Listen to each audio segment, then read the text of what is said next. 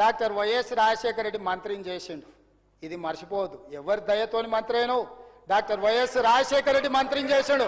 అంతకుముందు ward member కూడా కాదు నువ్వు. ఆ వెనకాళ్ళు ఉన్నాయన. ఎవరి దయతోని ఎమ్మెల్యే అయ్యాడు?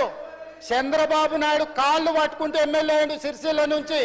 ఆనాడు సుధాకర్ రావుకు తెలుగుదేశం టికెట్ ఇస్తే సీఎం రమేష్ను మభ్యపెట్టి ఆ బీఫామ్ను మాయ చేసి సొంత పార్టీలో కేకే మహేందర్ రెడ్డిని, తెలుగుదేశంలో సాటి కులస్తుడైన సుధాకర్ రావుని ఇద్దరిని మోసం చేస్తే సావు తప్పి కన్ను లొట్టబోయి చంద్రబాబు నాయుడు దయా దాక్షిణ్యంతో ఎమ్మెల్యే. వాళ్ళిద్దరు ద్రోహులు అధ్యక్ష. నేను సొంతంగా జడ్పీటీసీ గెలిచిన, నేను సొంతంగా ఎమ్మెల్సీ గెలిచిన అధ్యక్ష. ఆ తర్వాతనే రాజకీయ పార్టీలకు వచ్చిన. నేను స్వశక్తి పాలమూరు బిడ్డను. తట్ట పని, పార పని, మట్టి పని చేసి ప్రజల నుంచి ఎన్నిక వచ్చినోని. నాకు నీకు పోలికే ఉంది, పొంతనే ఉంది. నా కాలి గోటి కూడా సరిపోరు మీరు. మీ జీవిత కాలం ఊడిగం చేసిన పనికిరారు మా పాలమూరు జిల్లాకు.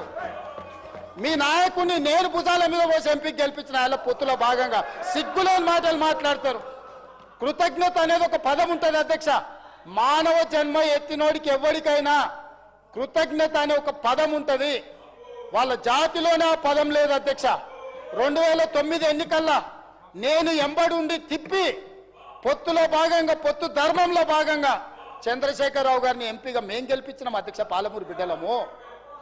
పాలమూరులో ఊరు లేదు, పార్లమెంటులో నోరు లేదు. కానీ తెలంగాణ దెబ్బతినొద్దు అని, అస్తిత్వం దెబ్బతినొద్దు అని మేము గెలిపిస్తే అన్నం పెట్టిన మాకు సున్నం పెట్టినారు అధ్యక్ష. మాకు చూరాల కానీ, లేకపోతే సుంకేష్ల కానీ, లేకపోతే పాలమూరు రంగారెడ్డి ఎత్తిపోతలు కానీ, కల్వకుర్తి కానీ, భీమా కానీ, నెట్టంపాడు కానీ ఏ ప్రాజెక్ట్ అయినా 10 ఏళ్లలో పూర్తి చేసిండ్రు అధ్యక్ష.